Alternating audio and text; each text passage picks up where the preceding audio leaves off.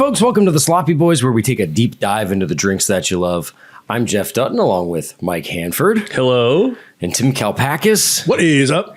And we are the Sloppy Boys band, out there on the road crushing it and still doing a podcast at the same time, like it's no thing at all. That's kind of cool. That's kind of cool. Rise and grind type of thing for us. A couple Sigma males just grinding it out together. How do we get so gobbled up by hustle culture, huh? When did that happen? Well, we spend too much time online. That's the problem. You'll notice my voice is a little sticky today. Sticky? Yeah. Or stinky? Sticky. Watch it, buddy. My throat's a little blown out. Is this from singing? Yes, on the tour. My ears are a little blown out. Jeff, you were complaining about your ears, and now I'm joining the ear team. My ears ring every time. I was so surprised, Tim, to hear that you don't wear... I can't believe it. Earplugs. Mike and I are devoted earplug wearers. But don't you want to hear what's going on? Well, that's the thing. Like, if I don't have earplugs in, I think I have weird ears where it just sounds like everything is just like maxed out. I had a touch of that when Dear Blanca was sound checking. I was standing in the room listening, and it was sort of like everything was mashing together. I was like, it's mashing. So I do know what you mean, but I guess I just have impeccable ears. But I guess in the long term, I should protect my ears. They're my money makers. Tim, the iron ear. I like that. Indestructible. Yeah. Iron ear, iron stomach. Memory man. That's his 3 attributes. And he flies. But I can't afford to hurt my ears because I already have problems with my tonsils, uvula, and septum. Right. Sure. All the head holes the are whole head's falling apart. You're losing notes left and right. You're hemorrhaging notes. You can't compromise the inputs as well as the outputs. Oh God, I'm fucked. You'll notice I have shaved the area around the mustache. It is now looking like a bad mustache, but I assure you, it will be bold soon. Good to have the assurance. Yeah, I assure you. It's impressive. It's over a webcam. It is visible. So this thing's growing, man. Mm-hmm. Also, my light's all. Why? Oh, because I use pretty low light in here. Yeah, I was so dead set on like, we got to pivot to video. And our videos fucking suck, man. Yeah, the video's on the way out. We've already talked about this, folks. I don't like it anymore. I don't think I think even the YouTube comments are like, you could do away with this. They're like, this sucks. I close my eyes during this. I don't know who it's for. And once again, I don't like, today is a day where I feel greasy, grimy, didn't want to be camera ready. I even put on a nice shirt, but this is more like a farewell video aspect. Folks, this is the last video. Wow, Mike. Why not? All we're doing is saying we don't like it. Honestly, I'm fine with that. Fuck it. See you later. Fine with it. Now, if there were a fan uproar. Yeah, we'll do anything the fans say, but. Well, sure, if there's a fan uproar. Also, like, I mean, I'm looking at the views on YouTube of our videos, and it's like the same number of subscribers we have. So it's like popping up in people's inbox and they're clicking on it for a second or something. But we wanted these to go viral all over the whole net. That's the fun thing about this podcast. We're sort of learning how it works. Yeah. Try something, pull it back. Zoop, zoop, zoop, zoop.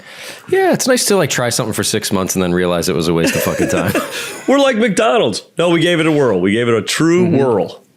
We did our own weird version of it though. Like, we're not sitting at a studio with nice cameras, and we don't have the look. You know, like guys, you can look at Instagram. Yeah, there's the look. There's a bunch of guys and they got headphones on and they're talking and they're like, hey, what's your body count? Yeah, exactly. It's like, would you smash? Who's the comedian? Who's my body count? Sure. Would you smash your body count? Anyone on the body count, you'd re-smash. We should have a blowout episode called Body Count where we go through and we talk about who we want to re-smash. So with our body, we have to pick it at a moment where we know our body count is not going to go up because we're just going to be going back and re-smashing again. Yeah, but then that would be a good discussion too. What does that do to the numbers of a body count? It keeps it the same. I haven't heard body count in real life, Joe. I get what it is, but is that an internet thing? No. I feel like There's a sex thing. Yeah, it's a sex thing. There is sex on the internet. But you hear like you see like a shirtless dude on the beach like holding the earbud. You know how like they do that now? They like hold the earbud right up to their mouth. Yeah. And they're like, they like find a drunk girl coming out of the club and they're like, "Oh, would you smash? What's your body count?" And like, just stupid shit like that. Gotcha. You know what is crazy is in that genre of video on YouTube and TikTok and stuff, there's like prank videos from people that like don't have a brain. So like what prank TV shows, bare minimum, somebody came up with like a moderately clever prank. Yeah. But on now you see these clips where it's like a hot girl walks up to a nerd and she's like, "Hi, want to go on a date with me?" And he's like, "Okay." And he's like, she's yes. Like the worst acting you've ever seen in your fucking life. And then she's like, "I wasn't talking to you," and it's like, "Oh no," and you're like, "Well, there was not even a clever thing about this whatsoever." Yeah, but then 52,000 people in the comments are like, "Oh, what's her at? Oh, sorry, bro." Do you know her at, by the way? Taking it completely face value. I love to see a prank like there's a lot of pranks of like people in Target or something, and when somebody's not looking, they get a ball thrown at them. Yeah. And then they turn around and the person has like disappeared or whatever. But you know, when you do a prank, you're supposed to be like, "I'm the clever one." But when you're not clever and you do a shitty prank and you put it on YouTube, it's like, it's funny to see a dumb person think they got away with something. Yes. I like the videos. This is more in Tim's thing where it's like someone's in peril, like someone's getting their pocket picked, and the other person, they're all in on it together, like comes by, pushes that guy off, gets the pocket back to the other guy, and then gives the wallet back to the other guy. It's like, oh, okay, this is what we have to do on the street. And they have like the little highlighted zones to see where things are happening. It's like, it's all fake. Man, Pisses me off. pisses me off. Pisses me off. It makes me sad. Well, you know what doesn't piss me off? Tim hit it. Bip, bip, bip, bip, bip, bip, bip, booze news, hit it. Ooh. DJ Dank Caliendo. Someday you'll see us running with the bulls, but not in Pamplona, not that kind of bulls. Jordan and Pippen, Robin and us. I like it. Playing This is fucking together, awesome. This locked in, riding dude. the bus. The day will come, we'll do double dunks. Tonight's so fun, we'll blow double chunks. Jordan and Pippen, we're friends there too. Just happy old fools who love alley-oos. It's booze news, you double dunkin' dipshits. DJ Dank Caliendo. He makes the beat fart. Oh boy. Running with the booze news was sent to us by DJ Dank Caliendo from Atlanta. And if you have a booze news theme, email it to the sloppyboyspodcast@gmail.com. He makes the beat fart. Yeah, I don't know about that. That was an ending of a song, an outro rivaling Thriller and Benedicto. Yeah, I should say Yeah, so. Which we Jesus talked Christ. about on the blowout. Yeah, and this hey, week. if you want to hear that, the worst of Dr. Benedicto and Lil Thriller, plunk down the 5, folks. Go to patreon.com, get on that blowout. And company. It's not just those two. It's all And it's all the guys like them, too. all this run, this Whole genre. This whole scourge. what do you know, there's like the British wave that came, British invasion. What would this be? Just kind of a dud rapper invasion. Shitty invasion. Shitty rapper invasion. We discussed it all. Hearing this final countdown and Running with the Bulls by DJ Dan Caliendo was reminding me of how cool was it us live in Chicago, coming out night one. Come We're on. playing Chicago. We come out, we're wearing Bulls jerseys. People are like, oh, fuck, they're wearing Bulls jerseys. We fucking opened the show with Running with the Bulls. We right. opened with the Fucking new crushing. shit. The jerseys are screen accurate to the Running with the Bulls music video. We are straight accurate, yeah. As if everyone would assume, yeah, they definitely bought 3 different jerseys after that one afternoon of wearing them. There's like with Hollywood Productions, it's like we have the hero outfit and versions all of it in the back. Man, one thing that I wish I did on the Bulls jerseys, when you order them, they do have like a little blank patch on the breast where it's like, if you have another logo or a sponsor, if these are for a little league team or whatever, but I found an NBA logo, and so we could have made them look even more like NBA official by having the embroidered official logo on there. But it was like an extra like $20 per, and I said nobody's gonna care. Yeah. Now they will. I'll get my own patch. I'll send my shirt back to that wherever that was. Fansidea.com. Fans Idea. Fans Idea. They're really good jerseys, I gotta say. So, we rocked Chicago, we rocked Milwaukee, we had a great time. As of, tonight, which this episode is dropping on May 10th. So tonight we're going to be at Littlefield in Brooklyn. Oh, yeah. Playing a big, fat, extra long set. Tomorrow, Saturday, May 11th, we're playing in Westerly, Rhode Island. And then at the United Theater, part of the Alt Comedy Fest. Then the Sunday night, we're doing a screening of our movie. And then you could catch us next week in Pittsburgh and Philadelphia. So like, there's a lot going on. Great time to be a slophead, I'd say. Always a great time. But you get a podcast and you get a movie and you get albums and you get music. Did someone once call it a groovement? Yeah, right. That's exactly what it is. Hey, and shout out to all the patrons and slopheads that came out to our Chicago and Milwaukee shows. Great seeing you guys. And you guys I love seeing the little pockets of friends out in the audience. My God. And they're having meetups during the day. They're flying in from all over the country and they're splitting Airbnbs. Yeah. It's so fun. They tried to have a meetup during a show, and I was like, hey, get the hell back here right now. You two. Yeah, you all disperse. No meetings during the show. You paid for this too. You sit down and you listen to this. Fine. Let's talk a little bit about Chicago, Milwaukee. Because whenever we travel, I am a little bit mind blown by. Wait, did we get to the booze news? I'd say, no. Jeff, I say we do booze news, and then when we get into after we make the drink, let's talk Chicago. So that'll be a nice tease.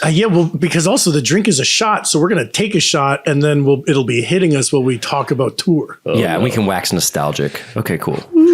Okay, well, and here's the good news.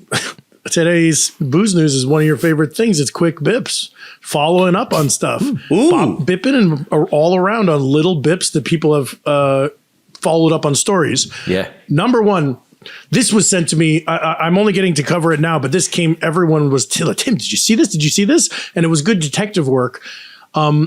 Recently, there was a Jimmy Buffett tribute at the Hollywood Bowl, I believe is where it was. And there was a viral video that came out of it because of the number of celebrities on stage singing Margaritaville. Did you guys see this video? I did see this. It's a slow pan left to right. And the caption, the one I saw anyway, was just like, every celebrity that like comes into frame is somebody that you'll be like, what? Right. Like, you'll never guess who's next. You're like, Woody Harrelson. It's like, I think Harrison Ford. Yeah, Harrison Ford is the real shocker. It'll go from like Joe Walsh from the Eagles to Harrison Ford. You're like, and then like McCartney and Woody Harrelson's in there. So that was the thing, that if you're an eagle-eyed slophead and you looked at Sir Paul McCartney in his hand, he's holding a margarita, and you would notice it's visibly juicy and orange. It had the juice from one orange? It had the juice from one orange. We can only assume, Tim. It's a Paul McCartney margarita, which we covered a year and a half ago on this very pod, which it was a viral thing that if you're the private jet company that is flying Sir Paul around, make sure on the plane that you can make for him this juicy margarita, very strong, but also very juicy. Yeah, which is pretty heavy on the booze. Yeah, I pulled it up on sloppydrinks.com, one of my favorite websites. Oh, yeah. Oh, shit. Do you remember this logo that we made? Like, we'd post the little recipe captions if you're following us on social media. And I found a neon signature of Paul McCartney. And so I kind of like put it in the bottom left corner of this just to make it kind of look semi-official. And I did get some DMs of people being like, damn, dude, podcast blowing up. Like, in what world would Paul McCartney collaborate with our fucking podcast? Yeah, he signed off. We got like, him. wow, yeah, it's official. We were told that this is the year the Sloppy Boys reap the rewards. Oh, yeah. So that was a year ago. Now he may be knocking at our door. Yeah, that witch told us that knocking at your door? we're reaping the rewards this year. Maybe and next time they do one of these big star-studded benefits, maybe we'll be up there because a friend of ours, because a friend of ours, Patrick McDonald, who he used to just host a Jimmy Buffett podcast, but he got eventually hired. He's a DJ on Sirius XM Margaritaville now. Oh, that's right. He's like one of their main dudes, and he wild. invited us to come play at the City Walk Margaritaville. We couldn't do it because we were on tour, but I could see us and the Parrot Heads being a very simpatico audience. I would think almost the way that a lot of fish fans are ex-Dead fans. Yeah. You know, once their favorite band sort of isn't functioning the way it used to, then they come back They down. pivot. They make the pivot. Yep. Now, Mike, what do you think of the Sphere? Do you think that we're on the cusp of something big here? If you didn't listen, folks, go back and listen to the Blowout. We talk about the Sphere in Vegas. I've been having so many wonderful thoughts about the Sphere. That's nice. You just have a thought and you smile? I was watching some YouTube videos of the different songs from different nights. And Jeff, there's one I'm going to send your way that kind of is a nice example of showing like the limitations and what can happen. Ooh. It's interesting. The limitations. Interesting. And where we are now. Don't arm Jeff with limitations. He's already a naysayer. Yeah. I know he already doesn't like the Sphere for some reason. Oh, because It's too round. he got scared in the Boston Omni Theater. But Yeah. Well, Roger Clemens threw a ball right at my head. Jeff, don't give it away. That was on the Blowout. Yes, Roger Clemens threw a ball at the screen and Jeff had to leave in tears. Yes. To be fair, it was what was middle school trip? Yeah, middle school. It was, I was 13. Wait, I was going to say something about, peculiar alliances. You know, I feel like the Slopheads and the Parrot Heads would get along really well. Like, what's that quote from Lord of the Rings where it's like, I never thought I'd be in battle fighting alongside a dwarf. Well, how about alongside a friend? Is that Braveheart or is that Lord of the Rings? There's no dwarfs in Braveheart. No, but am I subbing in like an Irishman or something? Either way, that's pretty good. I think that was in the Irishman movie. Oh, the Irishman, yeah. I believe it was Joe Pesci who spouted those lines. Oh, God. That movie is so long, it's still going on. God, I know. I love that movie. Everyone complained about length. I loved it. Every minute of it. Fuck off. It's a great movie, Tim. But one time I had some friends who wanted to do a Snyder Cut of Superman and Irishman a back-to-back matinee. I said, guys, we'll be here until next week. Yeah. Mm-hmm, yeah. Exactly. And then they wanted to listen to Cowboy Carter and the fucking extended Tortured Poets Society. Yay. Enough. Wait, what did she call that? TTPD. Right, but the extended one is called like XL Big Boy Long Dong Johnson style. Here comes the Magnum. Okay, next bip of 3 bips is that the film, The Dawn of Tiki, which is a documentary about Don the Beachcomber. Yep. We've been waiting for it to come out. It had its premiere at the Florida Film Festival recently, so we're going to get this film soon. We're going to get to watch nice. it. That's great. It got some really good reviews, and it does look very cool. So I'm pumped for that to be. Here we are in a similar business, right? We have a documentary. We're doing live screenings, but there will soon be a wide digital release. But right now we're talking to people in person. Hey, that would be a good double feach. Yeah, that would be a little feach. Maybe Absolutely. that, and then throw Irishman on the end of that one. You won't be done until next month. Tim.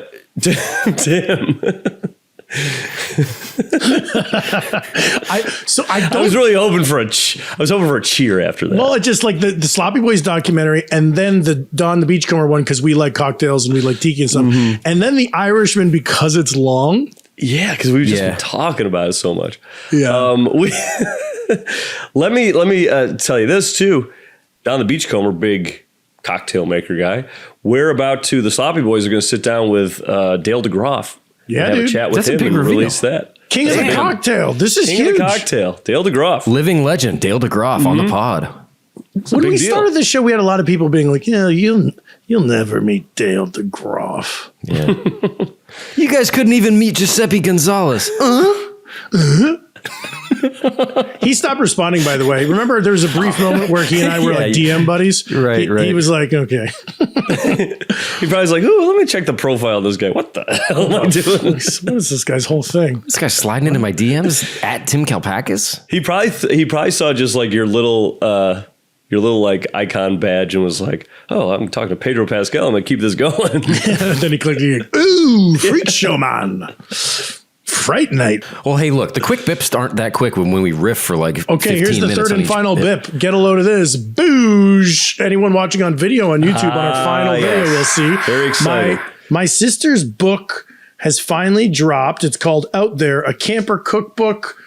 Out There, a camper cookbook, recipes from the wild, Lee Kalpakis.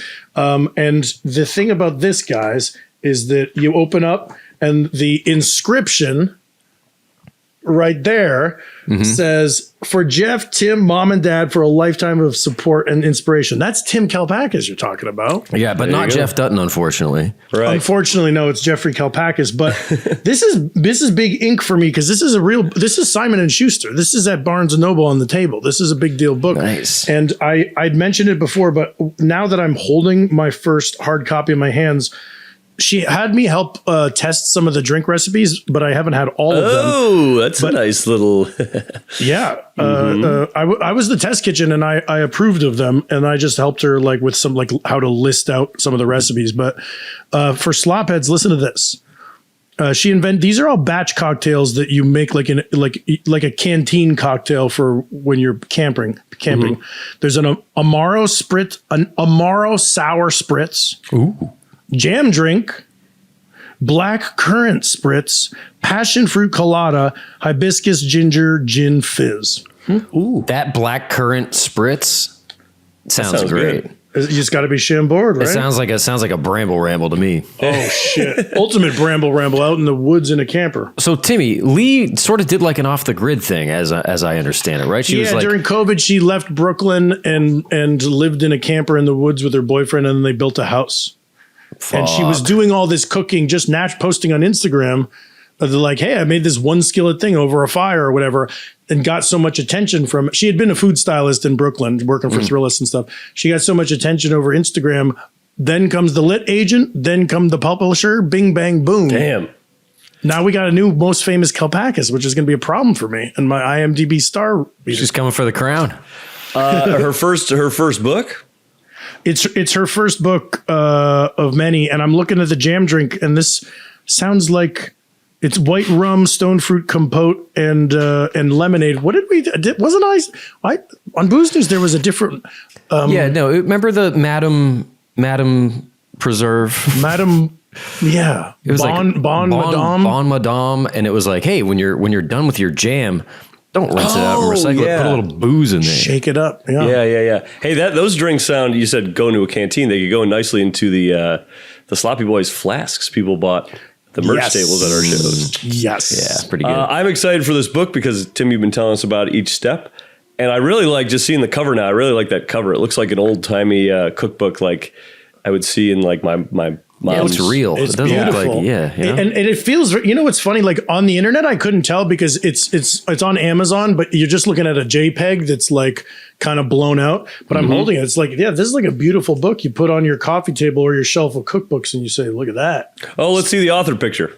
In the back, it's her in the camper with her boyfriend, Sean, and her dog, Mackie. Nice. That's great. Yeah. That's in Catskill, New York, right across the river from Hudson, which is like, Hudson is super, super posh and hip. And then Catskill is like kind of up and coming, but still woodsy. Nice.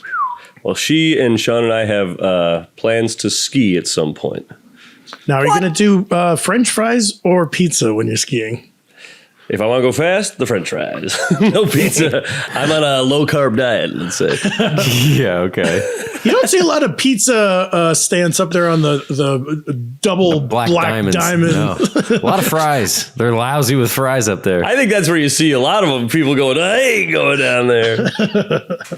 Hey, just wait till our little Aspen residency, our Sloppy Boys Aspen residency. Yeah, I know. That'll be nice. You get a lot of skiing done. You know what? One time I was skiing. I was skiing once, and this is when I wasn't on keto, and my backside was a little bigger. And, I'm doing just by myself. I was in a lesson doing the French fries pizza. And I was kind of going down into a pizza, and an instructor looked at me and goes, "Whoa, look at that. Doing pizza with a little stuffed crust."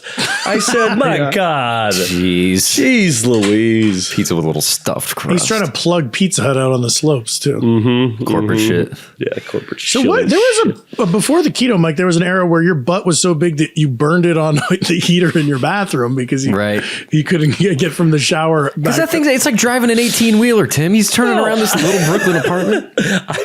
I bent down and my butt stuck out and hit the heater. That's when you knew. You got to make some changes. I said, somebody frying up some bacon around? Somebody baking ass. All right, is that it for booze news? Wrap it up. Yes. Ooh. Whoa.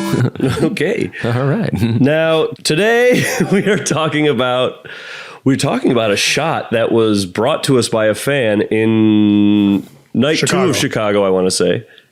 Yes, night 2? Yep. I believe. Yes. I'm going to find all the information on this guy. This is Sam, and he's on the Discord. He goes by Fanny Dooley. Fanny Dooley.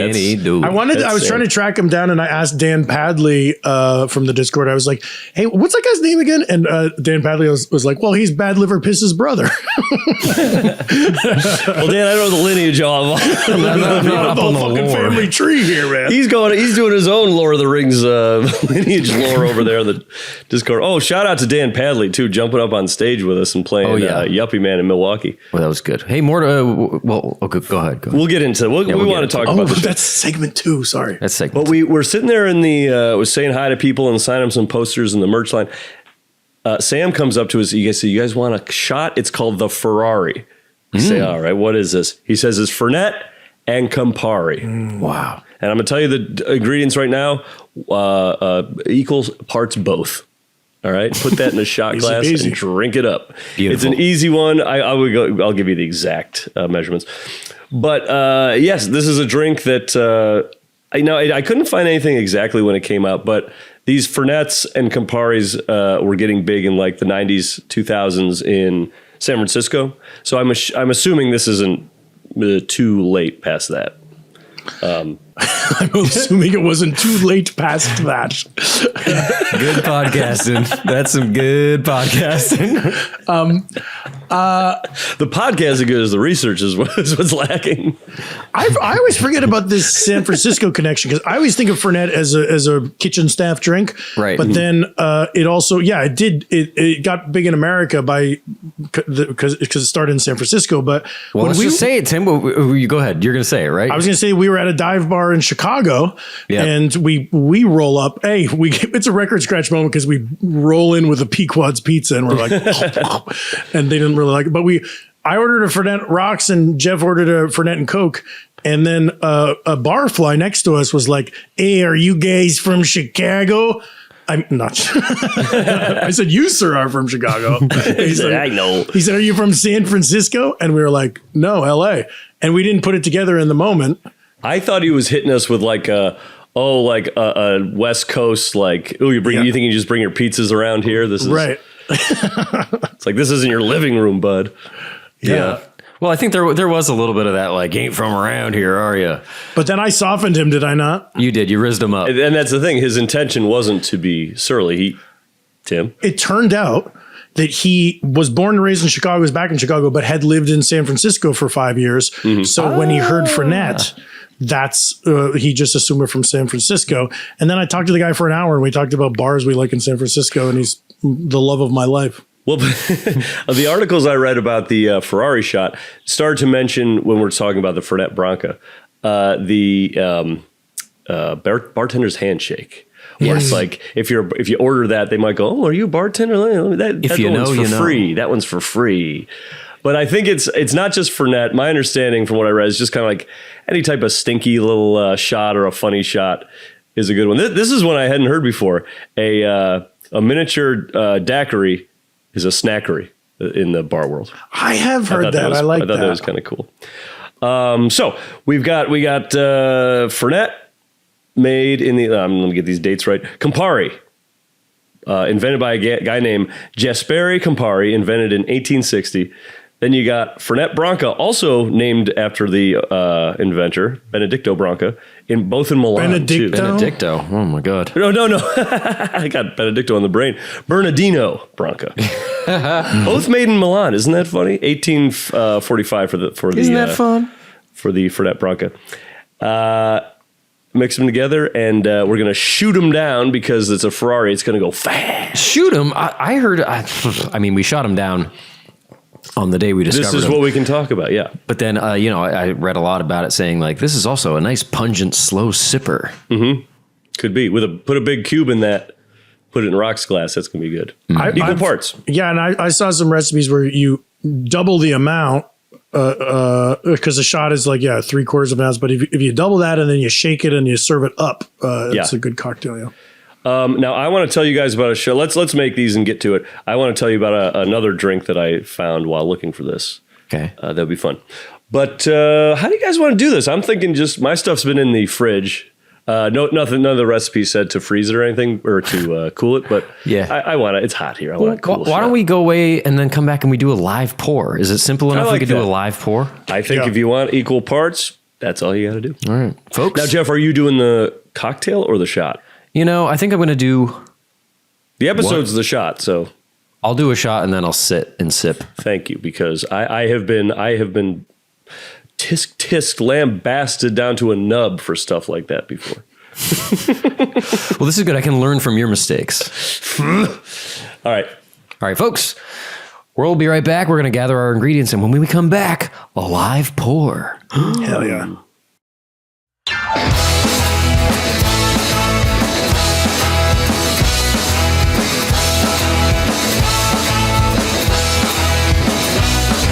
And we're back with a live pour on the Ferrari shot. The rare live pour. Guys, can I show you what a reputable, trustworthy co-host and man who is true of heart I am? Yeah. When we said we were doing this drink, I thought, hell yeah, Timmy, you get to buy a bottle of Fernet and you get to put it on the slop card. That's going to be good. Sloppy was LLC paying for one of my favorite drinks. And we weren't doing that anymore. I look at the my bar cart when I'm about to step out the front door, and there's just enough Fernet in the bottom of this guy to do the drink. Yeah. And then I go, okay, well, at least I'll get to buy Campari. Then I look at this Campari, there's just enough Campari. So it's going to clean me out of two of my things that I love. Damn. So the Sloppy Boys LLC will be able to keep that money in the account for a little bit longer and earn the interest on it. Good. Yeah. Thank you, Tim. Because we do a lot of it's like Bank of America. We use the money to it. Now I had heard maybe it was there's a book that Tom Lennon and Ben Garrett. Yeah. Is it the movie writing one? Yeah. Oh, that's great. That's really great. It's a great book. Yeah. Wait, who am I thinking? Who's Garrett? Ben Garrett? Brad Garrett. Brad Garrett. He's the fucking...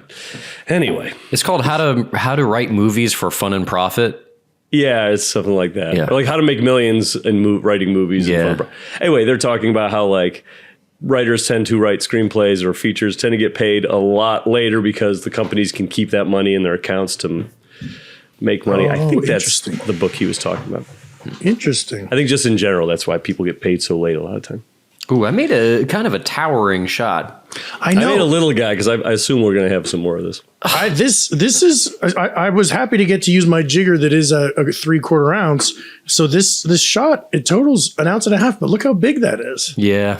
Yeah, I didn't say. So we're going off the liquor.com. It's 3/4 ounce Campari, 3/4 ounce Fernet Branca. Common wisdom is to double that for a cocktail version. Ah, yes. Right. Also, I did see some that were like, put it in a glass and stir with ice to cool it down. That's what gave me the idea to cool this down. You know, another thing, speaking of being on the road, the tiny little plastic shot glasses. Oh, yeah. Those were everywhere out there. Chicago, the Milwaukee. little 1 ouncers, yeah. Yeah, like the little tiny guys, which, by the way, are very kind to your band who's trying to play a set to shoot a bunch of those little guys. Thanks, everyone who got us shots. All right, want to shoot it? Yeah. Bombs away. Vroom. There you go. Thank you, Ford Enzo. versus Ferrari. Thanks, Enzo. Woo. Ooh, that was a 2 gulper for me. We should say thank you, Sam, for giving us this idea. Thank you to Bad thanks, Liver Sam. Piss's brother. Wait, now who's Bad Liver Piss? I mean, I know the name, but have they been to shows before? Rings a bell. Bad Liver Piss. It's funny because like I know I can't remember their who's screen names on or like their handle on Instagram is often not their handle on Discord. So I just given up trying to keep track of everybody. Yeah, it's like I know him when I see him, but yeah. yeah. Sure. Hey. Wait, Sam also brought us the Merlot spritzes. Yes, he brought us cans Yes. of Malort Spritz for the That show. was night one. I mean, obviously, we don't. I don't love Malort. I'll do it as like a fun little thing. But I was thinking like this is going to be a tough drink to get through. It's a delicious drink. I loved it. It was very light. But then what was funny, the next day though, I had one and I took a sip and I was like, it tastes a little bit like Heinz ketchup. And then from that point forward, once I had the thought, I was like, oh my God, I'm like drinking Heinz ketchup. Yeah. Don't know what that is. But Sam also recommended Small Cheval, where we got those really good burgers. Oh yeah. Jeez, Sam like put together our whole Curated itinerary. curated our offstage lives. Thank you, Sam. We did Pequods. We did Small Cheval. We had some great breakfasts at the Airbnb we stayed at. We hung out at the Corner Bar in Bucktown. And then in Milwaukee, we went to a fucking At Random. And Oh, wow. that was what so a time. good. That was just a cool like spot. And that was like a late night, a last minute thing Yeah. because there was basically a rave going on Yeah. on our stage right after the show. We hung out for a little bit and said, you know what? Let's check out this bar down the street At Random, People had mentioned it to us. called At Random. And when you walk in, they have curated such a vibe. All of the lights are the same color temperature red. It's this like beautiful wash, this mellow vibe. We sat around a big horseshoe, like a semicircle at the end of the bar. Yeah, that was and then fun. I got myself an ice cream brandy old fashioned. Jeff, our son, it was so good. Delectable. I got something on their menu called it was a tequila drink that I thought was really good.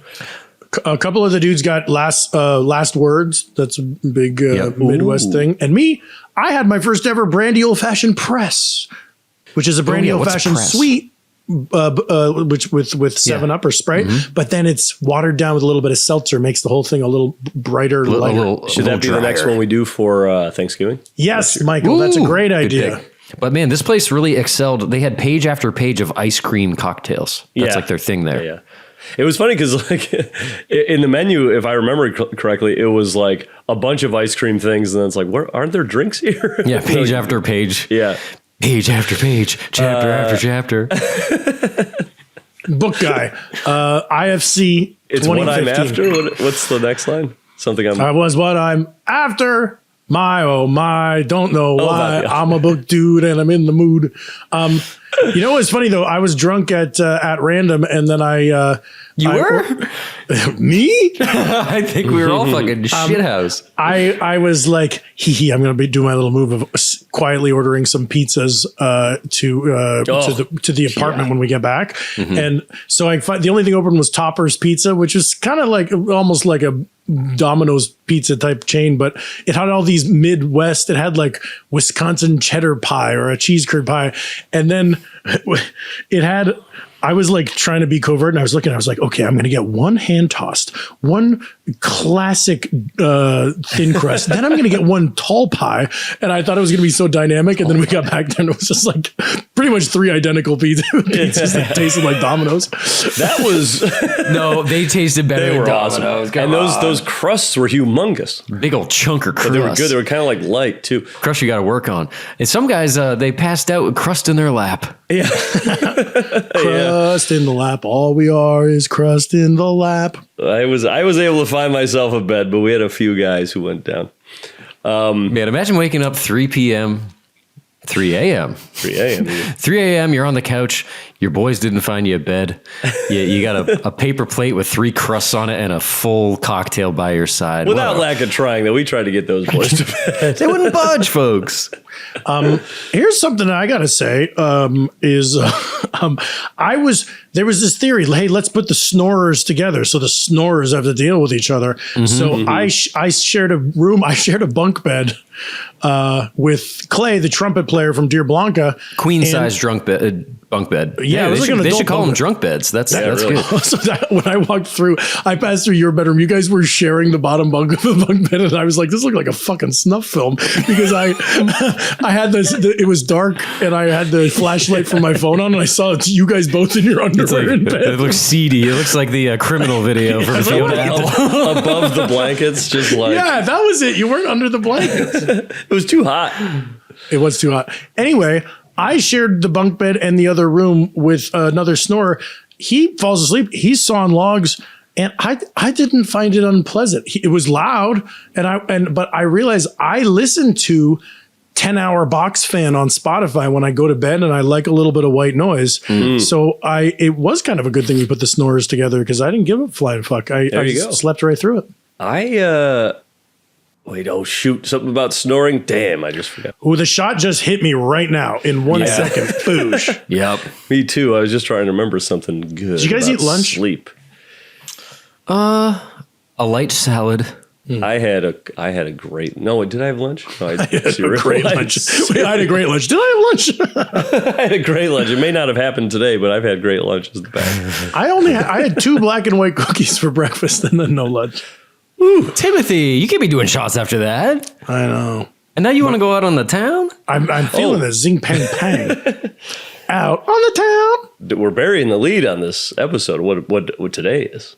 It's a very special day. It's a Tim? very special day. The day that Mrs. Kalpakis gave us Timmy.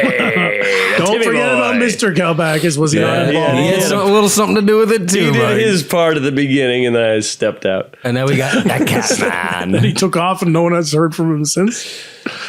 Mr. and Mrs. K had a beautiful evening together, and then 26 years later, we get Tim Kalpakis. Yeah, I would love to get the play-by-play of that whole evening.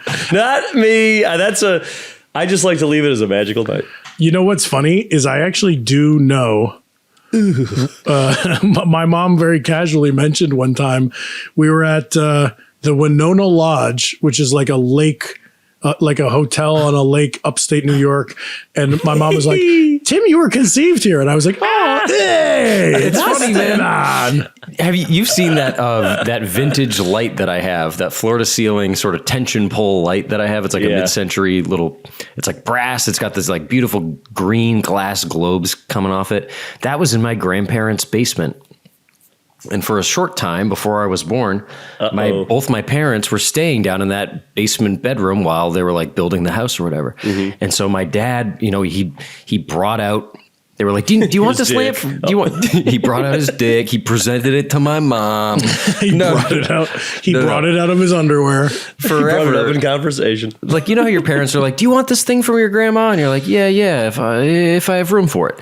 Yeah. Eventually, they were like, "We're going to bring you this lamp," and I said, "Good, I want that lamp. It sounds like very fragile." So they bring it out lovingly. We put it all together. We do a little trip to Home Depot. Me and my dad. This is a good project for me and my dad.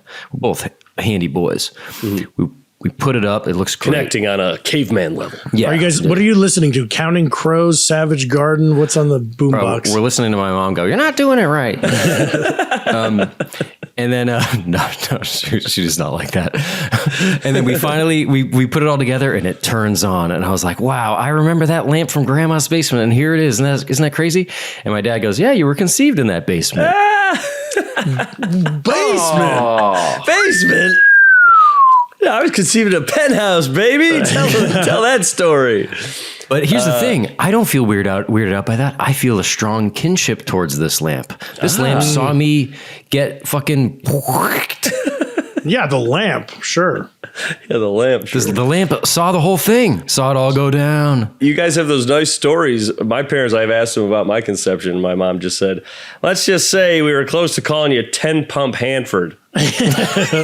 Mom!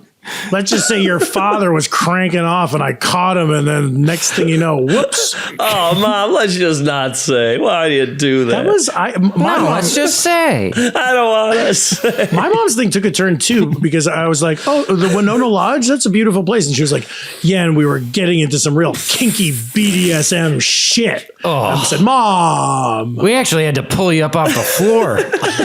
This is where we wash the gimp mask. Mom! we were both wearing gimp masks because we're both subs." Mom! problem. Oh, 2 subs. Oh, that's why I love Jersey Mike's. Okay. All right, let's take a little break. We'll come back. All right, we're going to settle Mike down a little bit. Folks, we're going to listen to the ads. We'll be right back after this.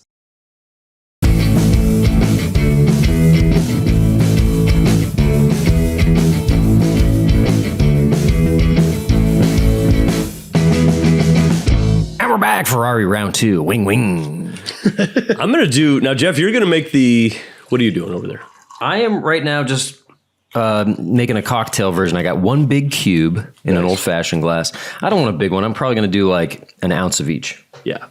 I wanted to shake myself a cocktail, but I was not prepared for such things. So I'm going to build mine in a glass and I'm going to stir it around a little bit. I'm going to do mine a little different. I'm going to do how does this work? 1 part Campari to 2 parts Branca. So that's Interesting, because I feel like the Branca was dominating. I think it was, but I just don't really like Campari much. So I think I can maybe make this shot better for myself. Yeah, the Branca is the dom, and then the Campari is the sub. Is that where you're going to? So my parents are both Camparis. I was going to say, but Campari is the original drink that Mike said was ashy. Yeah, Loads of years ago. I remember there was one drink in the past that I announced was, Milan put a little echo on this, best use of Campari. I mean, it's got to be a Negroni, no? I don't know. Did I like I don't know. I might not have liked it. You know, we haven't done it on the pod, but my favorite use of Campari is the Jungle Bird, the only tiki. Yeah, honestly, I think it was that. I think it was I that. saw that listed as like one of the drinks. I'd never heard it before. I thought it said Yellowbird. I said, ooh, yeah. When we went to Joe Saunders' wedding in Santa Barbara. Joe Saunders that we rescued from a vat of acid? Yes, because we owed him because he invited us. The trickster was after him. We went to, I love that tiki bar in the Funk Zone test pilot, I believe. And they have, I think we were drinking the one we went to three nights in a row. Yes, because we were just like, all right, we'll keep going. But they have a Jungle Bird on the menu, and I believe we had a whole round of Jungle Birds, and they were great. I love that place. That place was so great. I love the Funk Zone. The Funk Zone's the best. Test pilot. Also, I love the name, the Funk Zone. It's like just it's such an NPR scene, and they're like, yeah, but come down to the Funk Zone. Every city in America has a little spot that used to be industrial, then was vacant, and now it's breweries or whatever. And to flat out call it the Funk Zone is so like the most uncool name, but I love it. I had first thought it was like it stood for something like we were Santa Barbara, so I don't know what I could even imagine it would be. But if it was like those are letters, an acronym, I'm trying to say. That's what I would call. It's just like they thought that the word for hipster was funk. That's what I would call my like basement jam room at like 12 years old, like the Funk Zone. That reminds me of a couple years ago. I went on a like a haunted trolley ride here in Brooklyn with like Nick Ciarelli and Brad Evans and who else was this? Martin Urbano came. There's some funny people, and it was really funny because it was kind of on like the person leading the tour would like talk for a while and like, okay, now watch this video. And you'd hear like, you'd see a picture of say, Joan Rivers, and it's like a bad impression being like, I was born in Williamsburg and this was before all the coffee heads and Fitbit users. And Fitbit kept coming up like a few times in this recording. Fitbits. Oh no. We hate those. It was a fun time, but it wasn't like ghost stories. A lot of it was like, there's a theater back in the 1800s. A play was going on. It caught fire and all the doors were locked and everyone died. And here's where a plane crashed. I was like, well, is there any hauntings? They're like, well, this is just where all the people died. These are real life bummers. Yeah, these were exactly real life bummers. It's like I want to talk about, at midnight on certain nights you can see like a man in a bowler hat. Yeah, of course. By. Yes. I did the tragical history tour of LA where you see like Manson locations and stuff. And I thought that was really fun. So I've done a lot of bus tours. I keep doing it. And then I took the esoteric, like the LA Noir tour of Pasadena. And they had all this cool shit because there's like, there was like Jack Parsons was like a JPL scientist who was into the occult black magic orgies and stuff. Yes. There's all this really cool stuff in Pasadena. And then they're like, and here's Sirhan's house and stuff like that. And then eventually they stopped on a corner and they were like, on this corner, a lady was murdered by this guy. And we were like, was she a Hollywood starlet? And they're like, no. I was like, what did it tie into government politics? And I was like, no, it was just sad. No. And then we were just like, well, I don't want to just hear that a person was killed. I know. It's like that makes it like too realistic, too personal. That's where true crime just becomes true.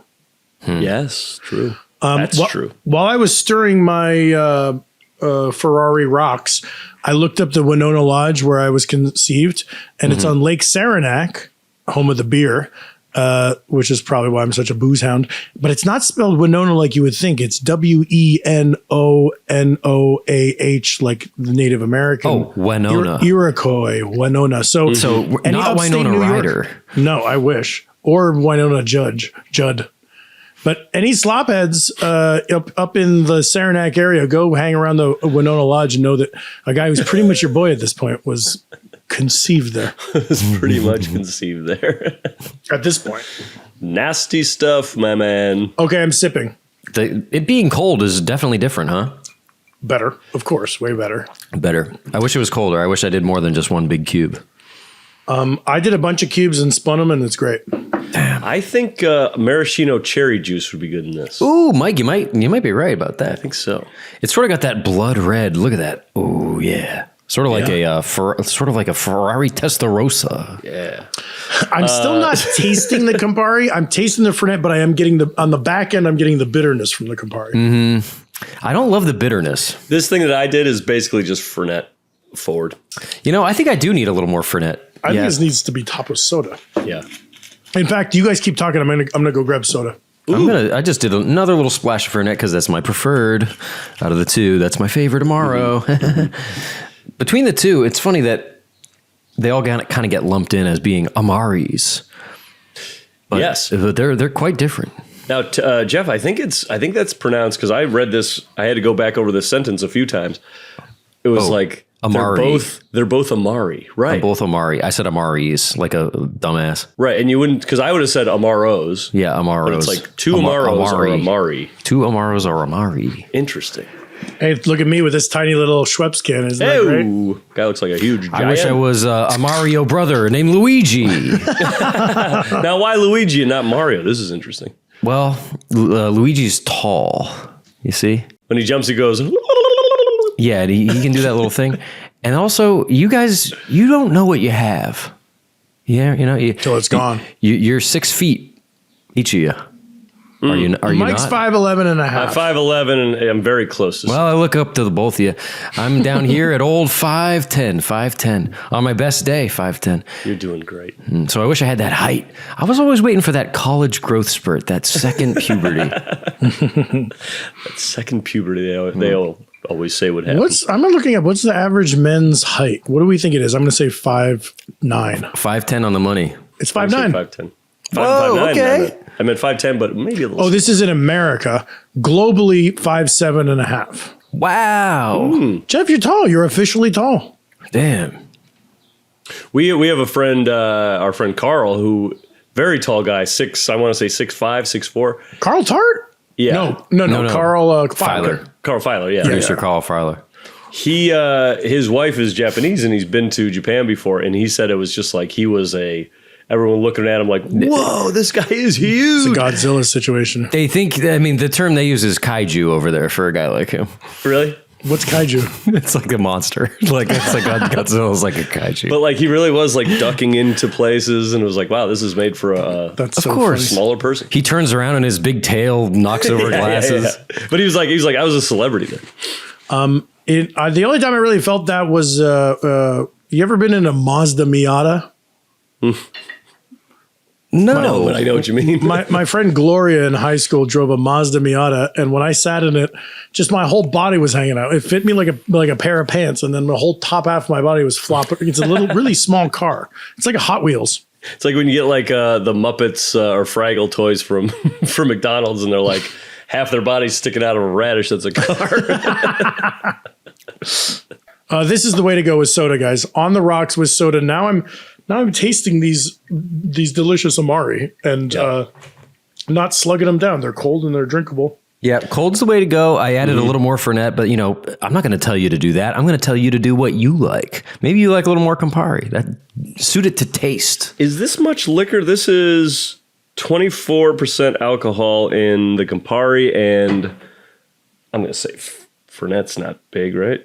39% alcohol. Yeah, 39. So this is a pretty light drink, although it is hitting me. I don't know. It's 2 liquors. There's no mixer. It's funny because I think of Campari as an aperitif and I think of Fernet as a digestif. So we're kind of meeting right in the middle. Dinner time, baby. It's preparing the stomach for food yet to come and food on its way out. That's good. It's doing the job of 2 men. It's sort of a new sheriff in town. You swallow this and it's sort of like, you get over there, steak. You got to get cut in half. I wanted to tell you guys, go on, Tim. I'm looking up another drink that I want to try. While you look that up, I just wanted to make a little footnote that speaking of Fernet and the whole kitchen staff, I said there's an article that I haven't yet read that explains why Fernet is a San Francisco thing, but we know it as a bartender, the bartender's handshake. And remember, we covered the industry sour on the show, which is like a sour made with Fernet. Contest winner, essayist, corrector Neil Campbell told me he was at a bar in LA called Enfante, and he saw on the menu they had a Fernet cocktail, and it was called the shift drink. So yet again, another little wink at the restaurant. That's the one drink. You work in the kitchen, you're allowed to have one drink at the bar during or after your shift. I see. Interesting. I was looking up the Ferrari shot on Difford's Guide, but they did not have it. But they had something called the Flaming Ferrari. Ooh. And I won't go. It's got a lot of ingredients. I was like, what is this? I was looking through how to make it. It says, layer the first 4 ingredients by carefully pouring in order into a martini glass.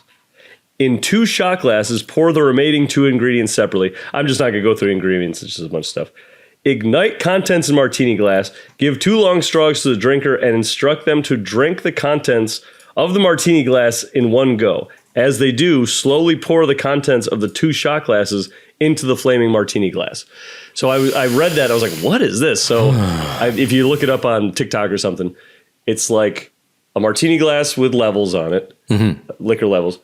Somebody's drinking out with a straw. As that's happening, a bartender is like pouring the other 2 shots in it.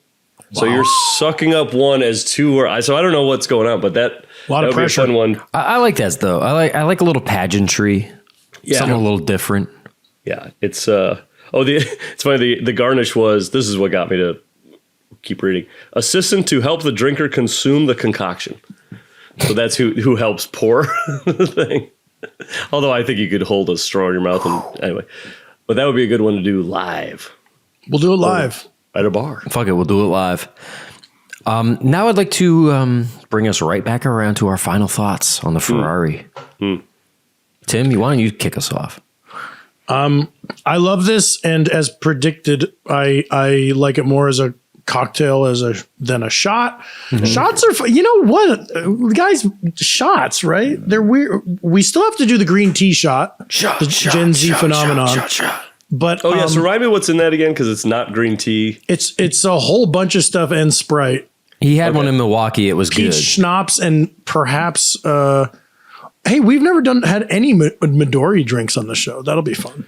Well, somebody at one of the shows was like, "Hey, you should try a drink I made or I know about called the something relaxing on a lily pad," and he had Midori. I just can't remember all the stuff because it was post show. He was telling me, but I was like, Midori, that must make it green. He's like, "Yep, yep." Yeah, I had a Reanimator drink this Halloween that it was just like it was like green apple schnapps and Midori. So you're just combining all the neon green shit and calling it the Reanimator shot. Good though. I think that if you're Tim Kalpakis, I hate to say it, but shots are kind of just tequila shots. Let's be honest. Like if someone says the word shots, I'm like, I think tequila shots, and then I'll do whiskey shots. I'll do a vodka shot if it's chilled. Tim, what about a Fireball. Yes. I mean, we said we were going to talk about the tour. We never really did, but I would say thanks to everyone who brought us in Chicago. We did Malort shots on stage. Yeah, no thanks for that for me. I love them. We did a really sticky one. What was that? It was like a pepperminty Rumple Mints. Mint Ripple.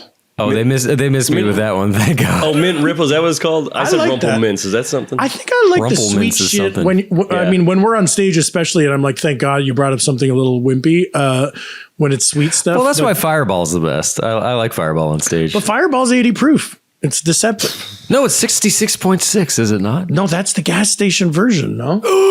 No, Is this gas station version? What is this? Let's see. is this Taylor's version? Come Fireball. on. Jeez. Stop. I think the original is 66.6, and then the weak one is weaker. Jeff, you're completely right. Yes. So in normal life, tequila shots are the only shots I really get amped for. And I also Agreed. like the salt and the lime and all that shit. Mm-hmm. Even though one of our very good friends' girlfriend routinely orders vodka shots. Yes. And she should start chilling them for me. Yes. But Somebody brought up rum shots too, I think. That was on stage, funny. yeah. That was funny. That was funny. We played the song Tequila, and then we went rum when it was time. If anyone was really listening, they'd bring us a shot of gin. Rum. All this to say, I like this Ferrari shot, but would I order it again? I think I mean, maybe out at a bar, but to me, it's sort of a waste. I was never into taking Fernet as a shot. I know a lot of people do. I like to sip it. I like it on the rocks. So when I have to take Campari and Fernet, two fancy ass fucking things, and to just shoot them down your gullet real fast, it kind of feels like a waste of these spirits. So do I like it? Yes. But I much prefer the cocktail version, especially with some soda and on the rocks. And that to me is the one I will order again. That's fair. Fair.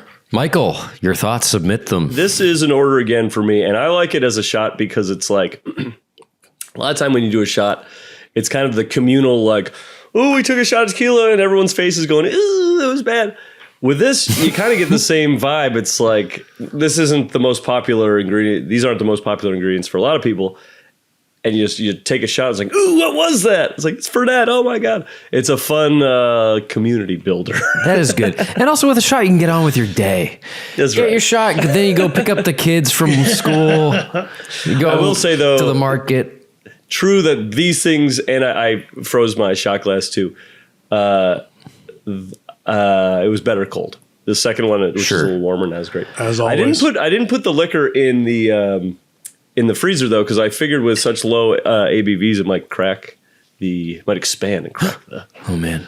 like that bottle of Dom Perignon champagne that I. But liquor doesn't freeze, therefore it doesn't expand. You can put it in the. But that's why. But remember that time that champagne busted open? Was that because it was? That's the carbonation, my man. Carbonation. And because it's less proof, is that part of the That's what I'm science? Right? Yeah. Beer and champagne can freeze. Yeah. All right. Well, now it's time for my final thoughts, which is kind of like perfectly in the middle of the two of you. The middle way. The Buddha would be proud. And he listens. I like it as a drink. I like to sit with it. I don't love Campari, but it's okay in this. It's not best use of Campari, but yeah, I like to sit with it. The coldness makes it better. So I would say, folks, definitely ice cubes. Maybe a little more Fernet if that's your thing. And it's an order again through and through. Nice.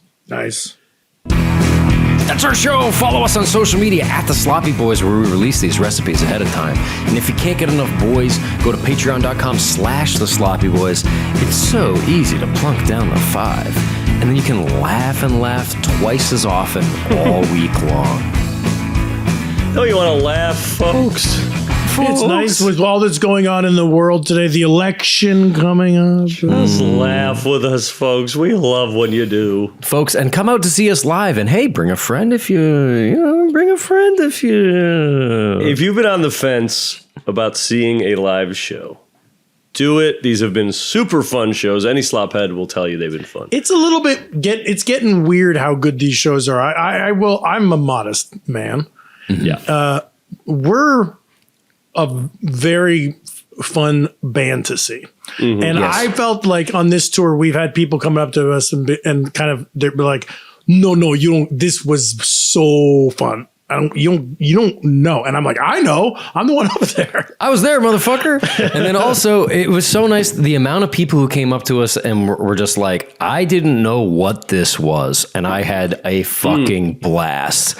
People who were like, I didn't know you were a podcast. I didn't know you were a band. My friend told me that I needed to come see you, and I did. And man, it's so nice knowing that like this is it's fun for us, but it also spreads the word and it makes it all so much more sustainable. That's great. On the fun for us department, I felt we played 4 shows in the Midwest, and all of them were unique to me because the show manages to go off the rails and in different direction every night. Sometimes the gear doesn't work and it's funny. Other times we're playing a Weezer song for no reason. Other times, like, there's always shit that goes down. I forgot about that. That was we fumford our way through like 4 Weezer songs. Yeah, that was in a haze because we had done 2 shows that night. So we were like, what was it?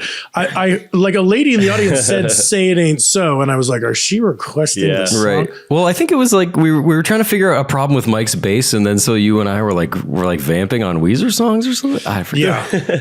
There was a point, I think, at one of the Milwaukee shows where we played a song, and sometimes we'll do a little chit-chatting between. It was going for a long time. It was like 5-10 minutes. It's like, okay, we got to play the song. Sometimes we do a little chit-chatting in between. Like, it's not the entire business model. We do a whole podcast between songs. We're like, oh, fuck. Truly, there's more talking than music in the show. But I think one of the highlights for me was definitely, people on our first couple of shows where people were requesting Yuppie Man, and Mike, the composer of the song, was like, I don't know how to play it. I forget how to play it. So then we got Dan Padley, who you know from the Discord. He's a listener of the show and happens to be a jazz guitar player. Mike pulled him up and had him play. I took bass and Dan Padley played guitar, and we played Yuppie Man for the first time ever on stage, and it went great. It sounded fantastic. Went great. I jumped in the crowd. I did some stage time. Mike really with the fun. crowd surfing. Holy man, you're developing a taste for stage diving. I Huh? like it. It's fun. I like to get in there with the people. Mike, it suits you. It suits you. It does.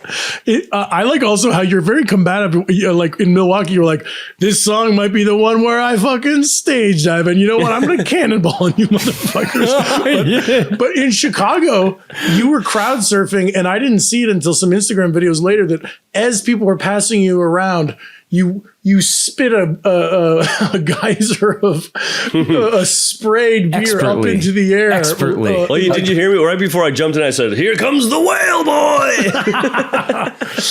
Yep. No, that was great because you did it perfectly, which is like a mist. Nobody Just a objects white to a mist. I wasn't gonna be like.